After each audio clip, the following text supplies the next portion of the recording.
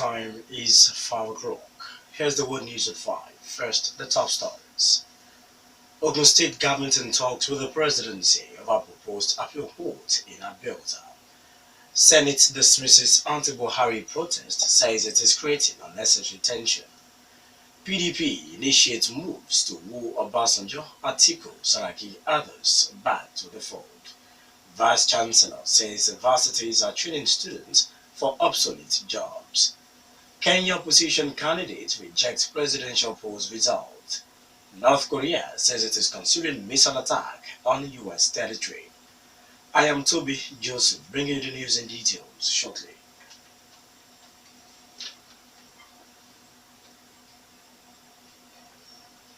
Ogun State government says talks are at an advanced stage with the presidency for the proposed location of an appeal court and the National Industrial Court in Abeokuta. The two courts are expected to start operations from a temporary location at the Presidential Lodge, Ibara, in Abeokuta. Later, both courts are to move to the permanent locations at the President Muhammadu Buhari Estate at Kobakwe along Abeokuta-Shagamu Interchange Expressway near Abeokuta. And Justice Commissioner Dr. Lumide Ayeni, who made this known in an interview with Rock City FM, says that apart from Osun State, only Ogun State is yet to host an appeal court in the southwest region. Ayeni explained that over 84% of the cases being handled by the appeal court in Ibadan originated from Ogun State. We have identified where we're hoping that is also going to start off in Ogun State and hoping that very soon in Ibarra GRA complex. So that's for the court of appeal. For the Ogun State House of Assembly has begun the consideration of the audited report of the state ministries, departments and agencies (MDAs) for the years 2013 and 2014. Chairman of the committee, Oyenuga Olufoni, says the issues raised in the query include the maintenance of assets regulation to ensure adequate and proper control and monitoring of assets and stores. Heads of MDAs have been visiting before the House Public Account and Anti-Corruption Committee on the audit query. Those who had appeared before the committee include heads of ministries of agriculture, special duties, commerce and industry, education, women affairs and social development, as well as commerce and industry and the Bureau of Land and Survey. The Senate says there is no basis for the call on President Muhammadu Buhari to resign about his prolonged stay in London due to his health condition.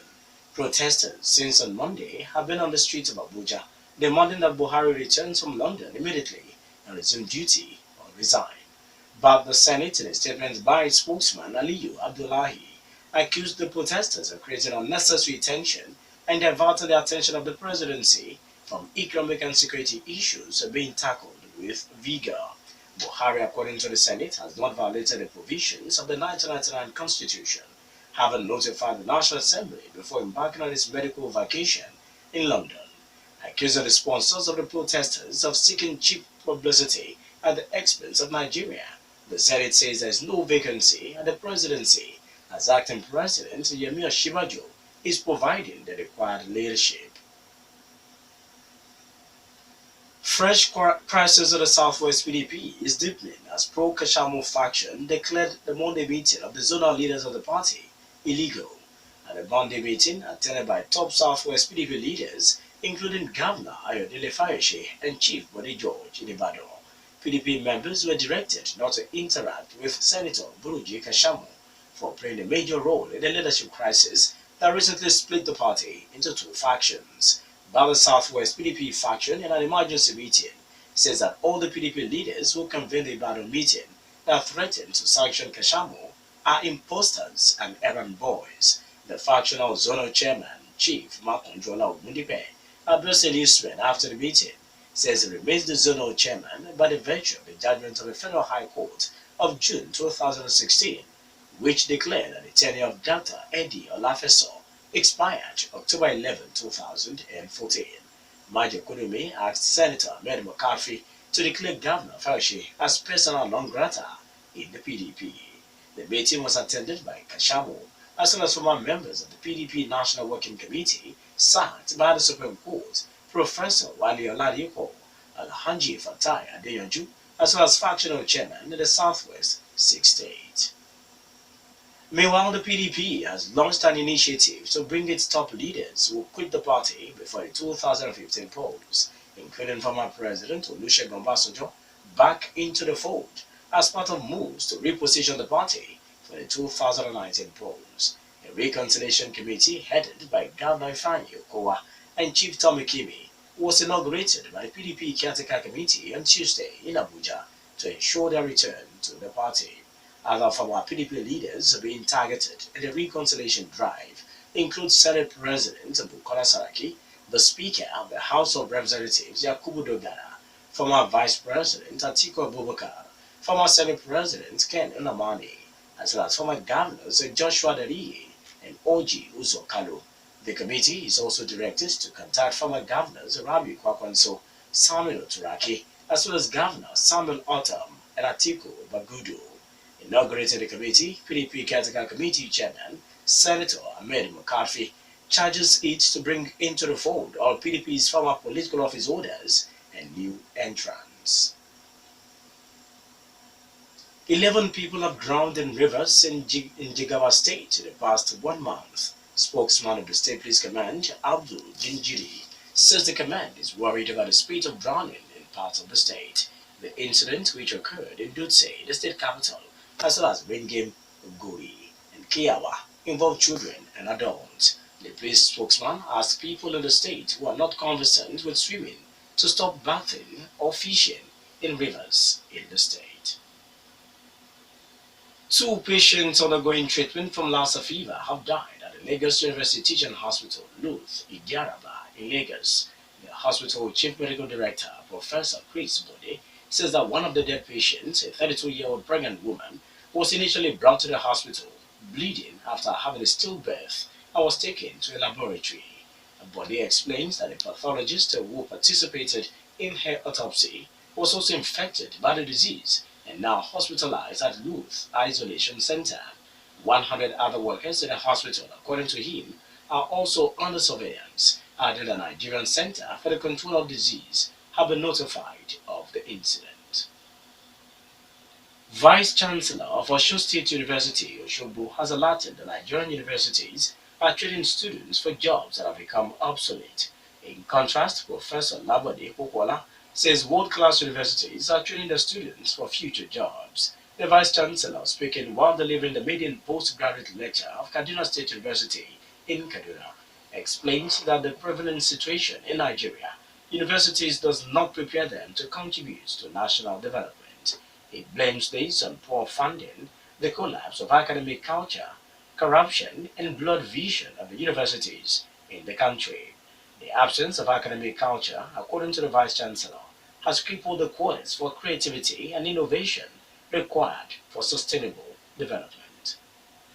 You're still listening to the World News at 5 on Rock City 101.9 FM. Up next, we bring you foreign, business, and sport news. Please do stay with us.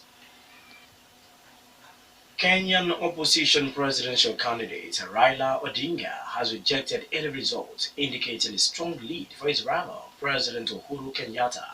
Electoral officials said that with 91% of results in, Mr. Kenyatta is leading with about 54.5% to Mr. Odinga's 44.6%. Mr. Kenyatta's lead could mean that he is elected outrightly. Mr. Odinga told journalists that details were fake because the authorities had failed to present documents verifying the result. The opposition has described the results being released online as a fraud because they were not accompanied by original result forms 34A and 34B from the polling stations. He said that results were the work of a computer and did not reflect the will of the voters. The Electoral Commission has been urging people to wait calmly for the final result of Tuesday's vote. North Korea has said it is considering carrying out missile strikes on the U.S. Pacific territory of Guam.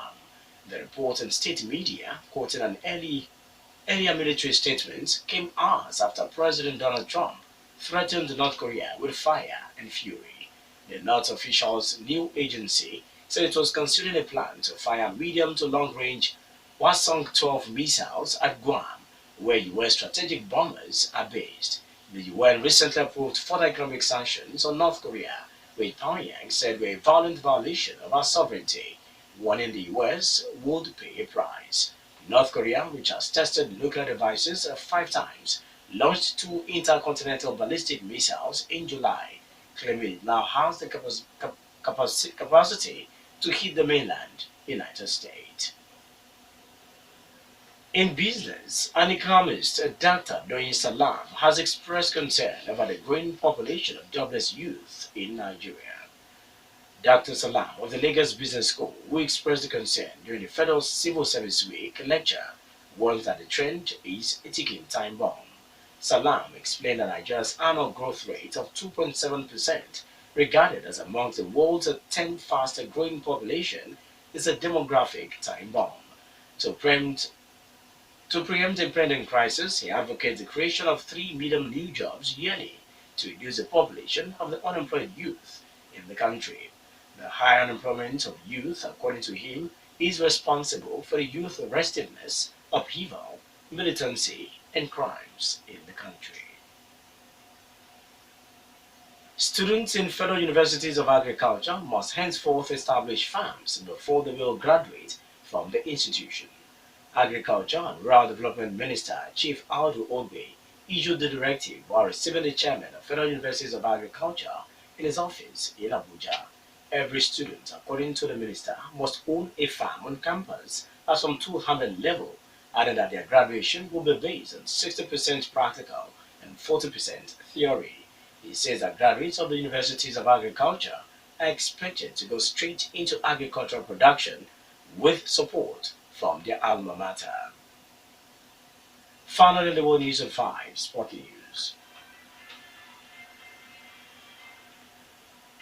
Former African football head Issa Hayatou has hit out at comments made by his successor, Ahmad, about Cameroon's readiness to host the 2019 Africa Cup of Nations. Ahmad, who replaced Hayatou as Confederations of African Football president in March, has said that Cameroon will have to work to convince CAF of its ability to host the tournament. Hayatou, a Cameroonian himself, says Ahmad should have made his comment after a CAF inspection visit later this month. Madagascar's Ahmad has said that the inspection visit from 20 to 28th of August will not be carried out by CAF Executive Committee officials, as has happened in the past, but outside experts. Like Hayatou, Cameroon's Football Federation, FECOFOOT, is also concerned by Ahmad's comments, noting them with profound disquiet.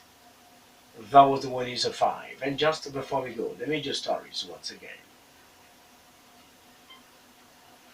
Ogun State government in talks with the presidency of a proposed appeal court in Abeokuta.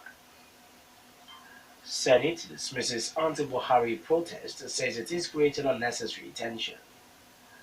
PDP initiates moves to woo Obasanjo, Atiku, Saraki, others back to the fold. Vice Chancellor says universities are training students for obsolete jobs.